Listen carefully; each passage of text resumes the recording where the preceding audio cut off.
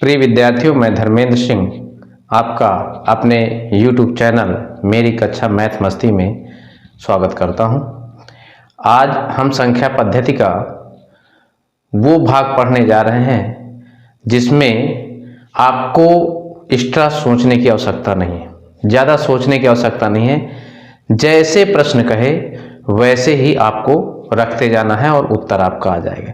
इसमें कोई ट्रिक काम नहीं करती है, बस यही है कि आप जैसा जैसा कहता जाए वैसे करते जाइए और इसमें से अपने से सोचने की आवश्यकता नहीं है, जो वो कहे वही करिए। चलिए आइए हम देखते हैं ये क्वेश्चंस। इससे पहले मैं ये कहना चाहूँगा कि यदि आप मेरे वीडियो में मेरे चैनल में नए हैं तो इसको सब्सक्राइब करना बिल्कुल ना भूलें, और जो पुराने हैं इसको ग्रो करवाएं, शेयर करें, आगे बढ़ाएं। आइए देखते हैं हम लोग क्वेश्चंस। देखिए कह रहा है यदि किसी संख्या में 21 जोड़ा जाए तो वह अपनी 3 गुनी संख्या से 7 कम हो जाता है। ठीक है, यह संख्या क्या होगी?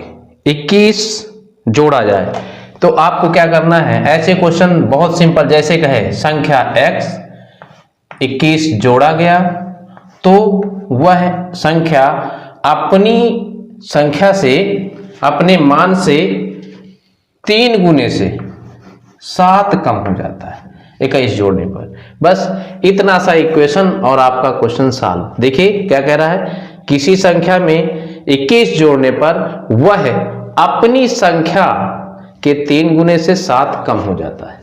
ठीक है ना, ये इसका मतलब है कि इसमें यदि 3 गुने 7 कम कर देंगे तो ये इस संख्या के बराबर हो जाएगा। अब देखिए इसको हल कर लेंगे तो इसको आप इधर ले जाइए, इसको इधर ले जाइए, तो 21 इज इक्वल टू कितना आ जाएगा? 3x plus 3x minus x, और ये 7 आपका प्लस में चला जाएगा। 7 क्या हो जाएगा? ये माइनस में था, इधर गया तो प्लस में। तो आप देख रहे हैं यहां पर कितना हो गया? 2x इज इक्वल टू कितना? 21 7 कितना होता है? 28। x की वैल्यू कितना आ गई? 14, यानी 28 बटे ये 2 इधर चला जाएगा, कितना आ गया? 14। तो ये इसका आंसर है ऑप्शन नंबर ए। कौन सा ऑप्शन सही है? ए नंबर सही है। ठीक है, तो इस तरह के सवाल कोई दिक्कत नहीं है, इसमें जैसा कहे वैसे करते जाइए। संख्या में 21 जोड़ने पर वह अपनी 3 गुने से 7 कम हो जाती है, मतलब 7 कम कर दें 3 गुने में, इसके बराबर हो जाए। आइए देखते हैं अगला क्वेश्चन। क्वेश्चन कहता है 3 संख्याओं में से दूसरी संख्या का 3 गुना और तीसरी संख्या का पहली संख्या 3/4 है।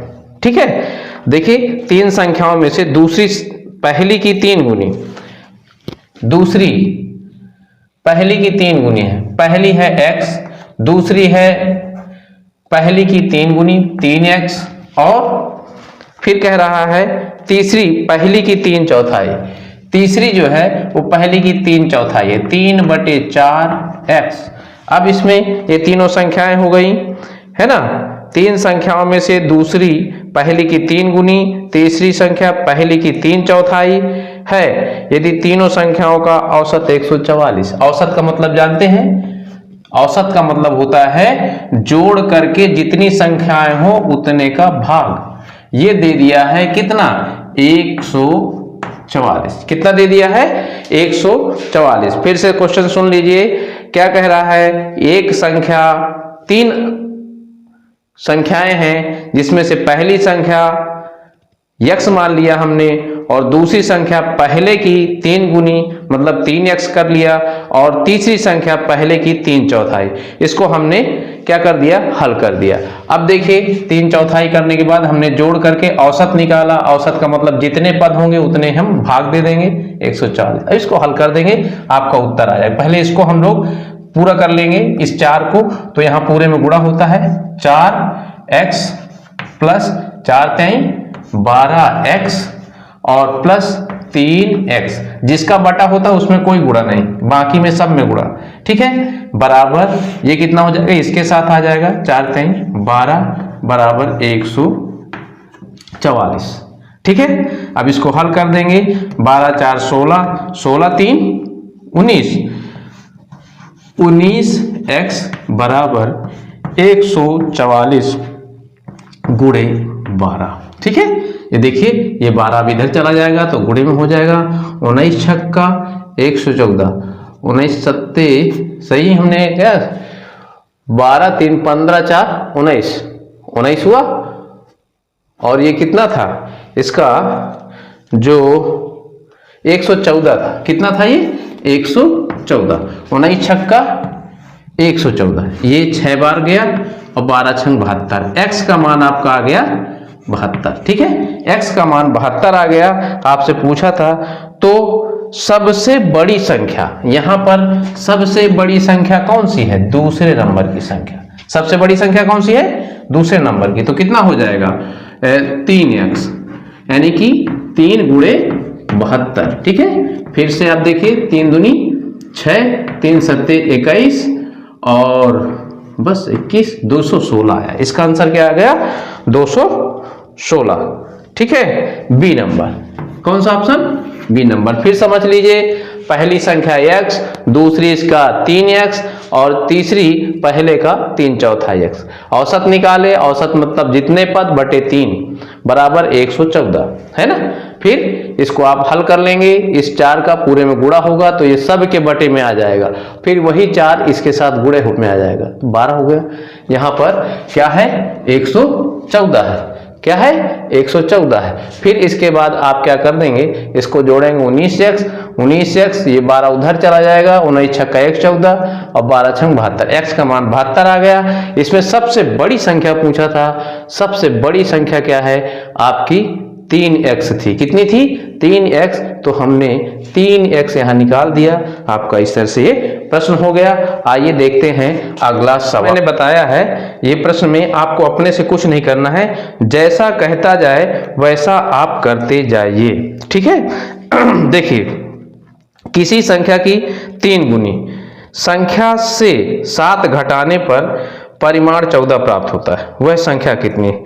किसी संख्या की 3 गुनी से 7 घटाने पर परिणाम 14 प्राप्त होता है 3 गुने में। देखिए 3x में 7 घटाने पर ये प्राप्त होता है 14। ठीक है, ये कहा है वह संख्या कितनी होगी।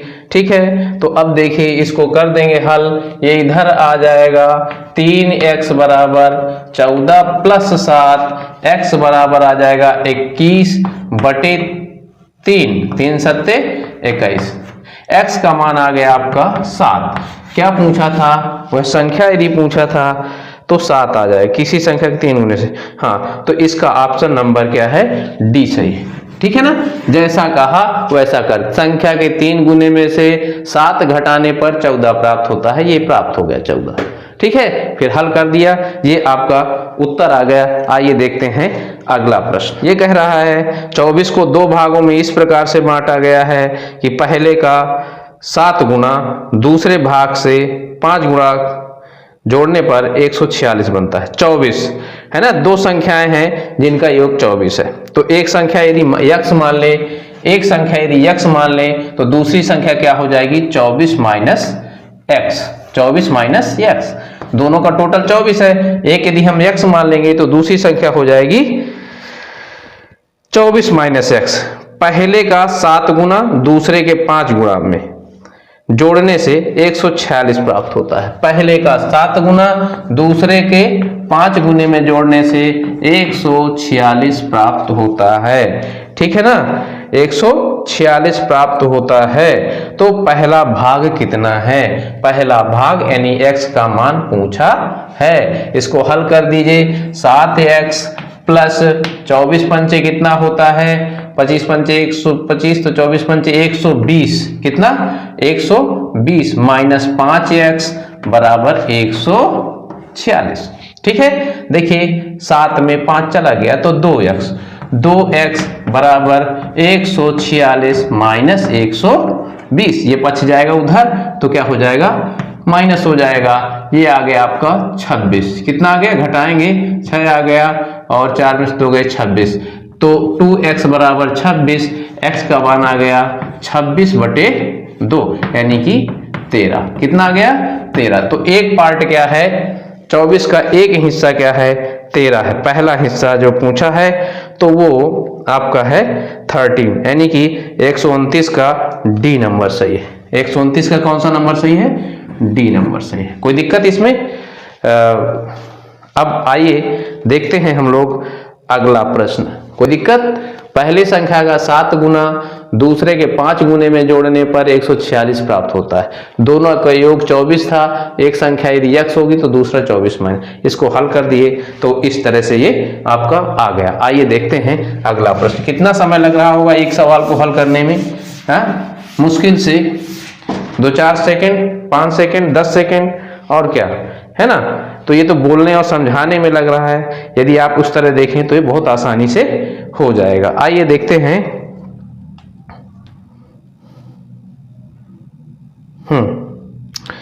3 संख्याओं का योगफल 132 है। 3 संख्या है। पहली संख्या दूसरी संख्या से 2 गुनी है। पहली संख्या दूसरे से 2 गुनी है। तीसरी संख्या पहली संख्या की 1/3 है। तो दूसरी संख्या क्या है? देखिए, आइए हम लोग देखते हैं। कह रहा है 3 संख्याओं का योगफल 132 है। कितना है? 132 है। अब यहाँ पर योगफल मैंने रख दिया पहले से। 3 संख्याएं हैं। पहली संख्या दूसरी संख्या से 2 गुनी है, तो दूसरी वाली को हम मान लेते हैं x, तो पहली वाली हो जाएगी 2x, है ना। पहली वाली क्या हो जाएगी?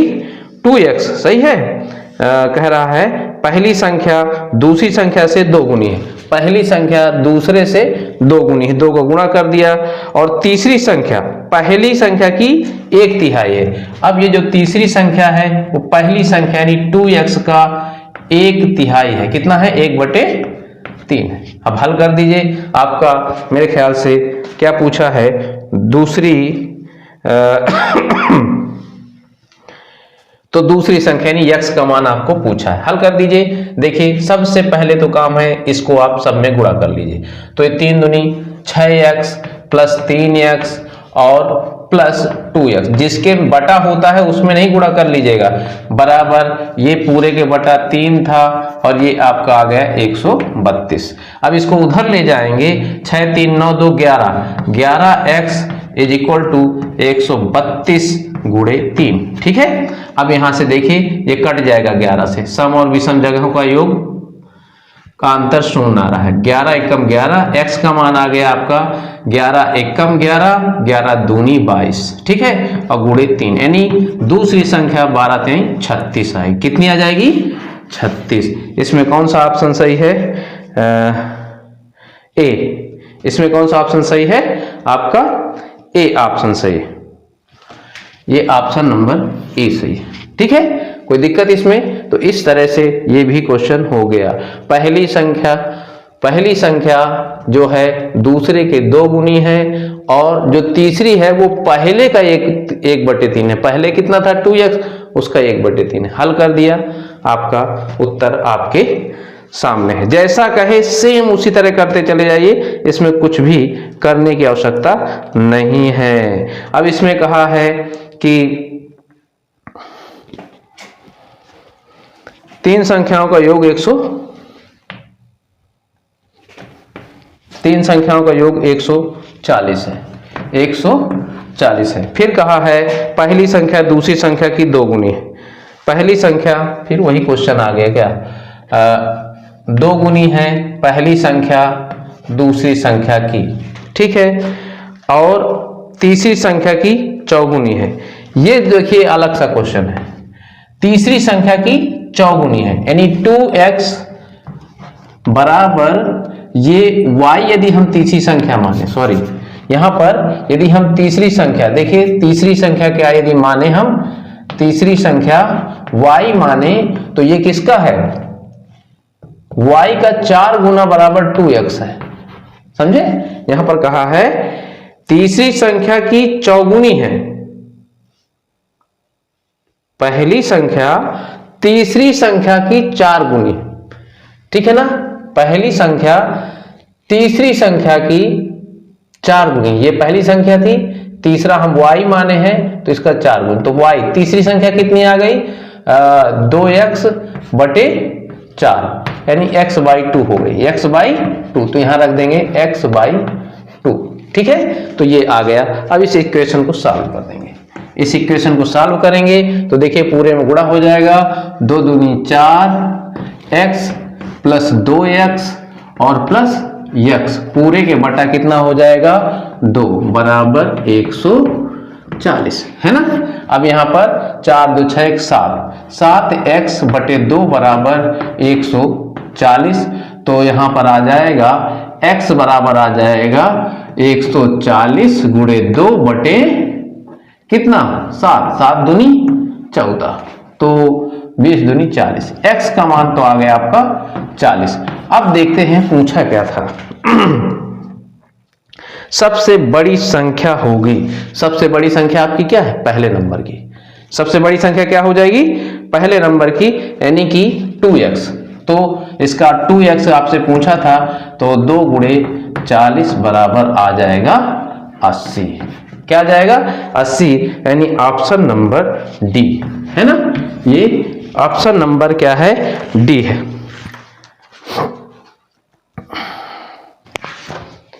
देखिए क्या कह रहा है, एक संख्या और उसके व्युत्क्रम का योग 61/30 है, ठीक है, 61/30 है, ठीक। तो संख्या ज्ञात करिए। देखिए कह रहा है x प्लस 1/x बराबर है 130। क्या दे दिया है, सॉरी 130 नहीं दिया है, इसमें दे दिया है 61/30, 61/30, है ना। अब आपसे देखिए इसको यदि हल करें तो इसको क्या हो जाएगा, x² प्लस 1/x बराबर कितना 61/30, ठीक है।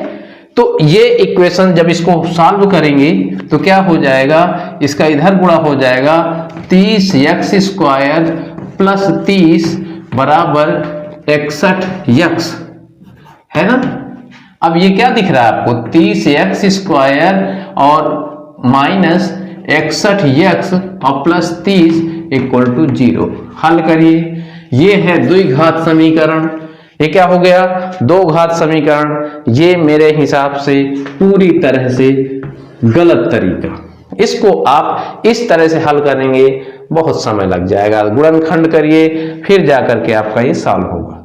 ऐसे नहीं करना है। ऐसे सवाल मैं तो हमेशा कहता हूं कि यदि द्विघात समीकरण बन रहा हो तो उसका जो हल है उसको आप ऑप्शन से करिए। किससे करिए, ऑप्शन से। तो देखिए यहां पर आपका दिया हुआ है कितना, पहला है 5/6, 5/6 और दूसरी संख्या है 6/5, 6/5। अब यहां पर देखिए उल्टा रखा रहेगा एक दूसरे का, तो 5/6 7/5। तो ये तो संख्या ही नहीं सही हो रही है ना। ये व्युत्क्रम ही नहीं हो रहा दूसरा, और तीसरा भी नहीं हो सकता है 7/6 6/5, है ना। कोई ऑप्शन नहीं है। पहला ऑप्शन ए ही एक आप ऑप्शन देख रहे हैं, इसमें से केवल ऐसा ऑप्शन है जो एक दूसरे की उल्टा है, व्युत्क्रम है। कहा था ना उसने। तो देखिए 5/6 6/5, बाकी सब ऑप्शन आपको इसको हल करना ही नहीं था, है ना। सभी में क्या है, ऑप्शन ही ऐसा दे दिया है कि एक दूसरे का उल्टा नहीं है। तो इस तरह से ये सवाल आप बिना लगाए बता सकेंगे कि इसका ऑप्शन नंबर 1 सही है ना। 5/6 6/5 और दूसरे में क्या कहा है 5/6 और 7/5। देखिए ये क्या उल्टा दिख रहे हैं आपको, एक ही संख्या होना चाहिए, पलट बस जाना चाहिए। तो यहां तो 7 आ गया, ये ऑप्शन नहीं हो सकता। इसी तरह से अगला भी ऑप्शन नहीं हो सकता और अंतिम भी नहीं हो सकता। ये इस तरह से आपका पहला है। तो इस वीडियो में बहुत सरल पार्ट था, मैं आज यहीं तक पढ़ाऊंगा। बहुत ही छोटा पार्ट है और इसके बाद हम थोड़ा सा इस चैप्टर से आगे बढ़ेंगे। फिर देखते हैं अगले वीडियो में।